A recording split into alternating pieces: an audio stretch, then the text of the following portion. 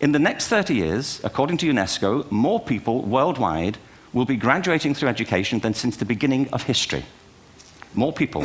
And it's the combination of all the things we've talked about, technology and its transformational effect on work, and demography and the huge explosion in population. Suddenly, degrees aren't worth anything. Isn't that true?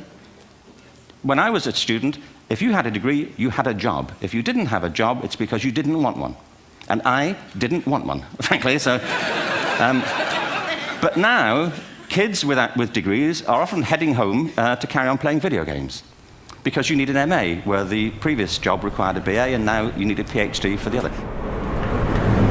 When students walk out of this door, leaving university, will they get what they want? Because 4 out of 5 students leaving that door won't find their dream job. Students like Pete.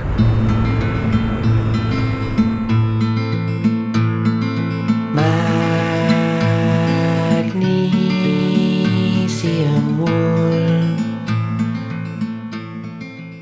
My name is Peter Kuznicki. I am an illustrator in training, an artist as well. It's something I've been doing for all my life, really. I've enjoyed drawing. Currently, what I'm doing is getting my name out there. So I'm doing as much work as possible for bands and things like that, putting together posters. I've got some album art in the pipeline. Also, I'm doing one of the biggest projects currently I'm working on.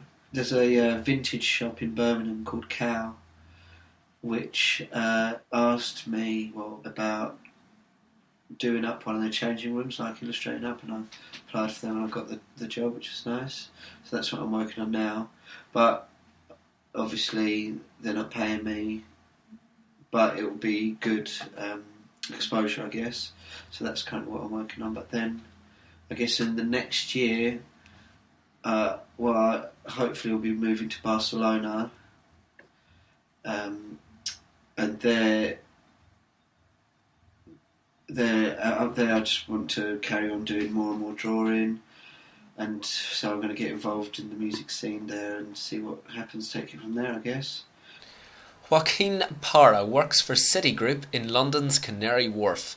We got his advice on finding work. Creativity comes with the experience, even if it's working as a waiter or working in a restaurant. I think the experience there counts quite a lot, and it's something that they look quite a lot into it, and they take it into consideration. If you have experience facing a client or a customer or solving issues, then they'll take it into account. So let's catch up with Pete again. Yeah, I don't particularly want to work in a bar or a restaurant, and the usual trappings of postgraduate life. Mainly because I find it really difficult to work in that environment. I can't help but to piss about quite a lot and, be really loud and things. It's an environment that I struggle to get anything out of. Maybe not necessarily bar, but I've got very poor concentration and the only thing that really actually holds my concentration is to draw. And I just forget things, very forgetful, and those sort of jobs just don't suit me. I'm not natural to them, and it takes me forever to learn where things go and things like that, and I tend to leave things, and it's just an uphill struggle, really, and I find it much more difficult than anyone else does. I'm not really sure why. And yeah, for me, those jobs sort of just frustrate me more than give me any sort of, satisfaction, I guess. Although the idea of working in a bar or restaurant isn't ideal for Pete, for some it still offers great opportunities for exciting career prospects. For instance, Oaxaca is rapidly becoming one of the most well-known restaurant chains in London. We caught up with two of the key figures behind Oaxaca's success. We have a good number, in terms of exact numbers I'm not entirely sure, but a lot of people who are studying, a lot of people use hospitality, use a job in a restaurant, and are also doing something else, whether that be studying or whether that be, we have a lot of actors, for example, probably looking for work, but it fits into a lot of lifestyles, and I think that's why it's so popular. I mean, if we go back sort of 5 or 6 years, I would see a lot of people who were studying, and the minute they finished studying, they would resign. They'd probably get a job within, a maybe 3-month period, and you can see more and more and more this isn't happening. When we advertise positions now, probably 85% of the applicants have degrees, and that's something that has changed massively. Whereas maybe in the early 2000s or mid 2000s, you would get an awful lot of maybe foreign applicants, especially when the EU kind of opened up. Now you're getting far, far more English applicants, and the vast majority of them do have degrees, which is worrying for the jobs market in general. For just a waiting position, recently we probably got in 70, 80 CVs. It wasn't like that a few years ago. Our temporary solution to postgraduate unemployment is Job Seekers Alliance. But for aspiring artists such as Pete, it can be hugely restricting. So one of the problems is when you're on the dole and when you're an artist, on one level, it gives you that free space where you've got that money and you can sort of, survive on it for a bit. But yet the actual looking for jobs, that part, the most integral part of it, is not really accommodated for artists and doesn't actually consider you working on your own practice as a job.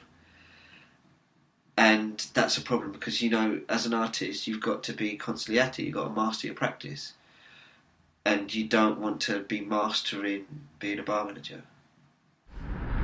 We came here to Houses of Parliament to visit Tessa Jowell, MP for Dulwich and West Norwood, to get her viewpoint on the struggles of postgraduate students. All right, so what is most important if you're a graduate and you're looking for work?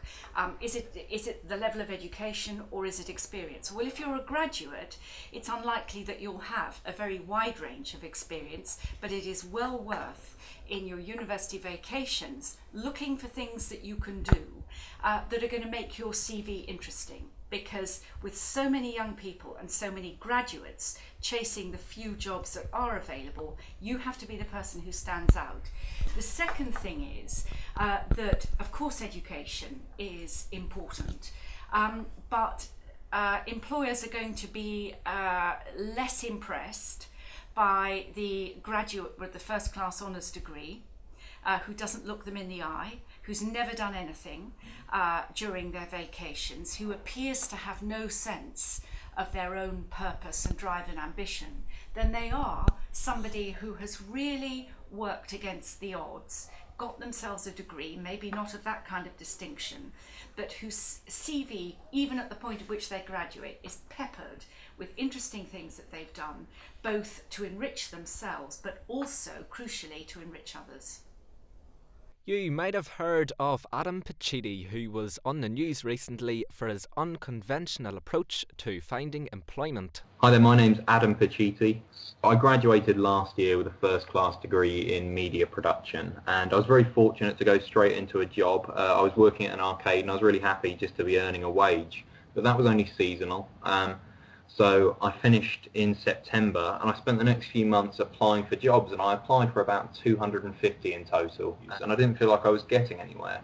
So the idea was I put a billboard up in London advertising the fact that I'm unemployed and hope somebody sees a bit of potential in me and employs me, and the response was absolutely huge. So many of us expect to land our dream job straight after university, but graduation is no longer a job contract. Is an uncertain future even worth the £8,500 fee? Well, it appears nowadays you have to stand out from the crowd in order to get to where you want to be. Creativity is the key to success.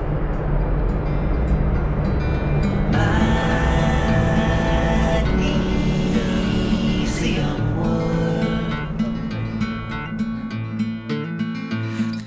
of the clay lay still.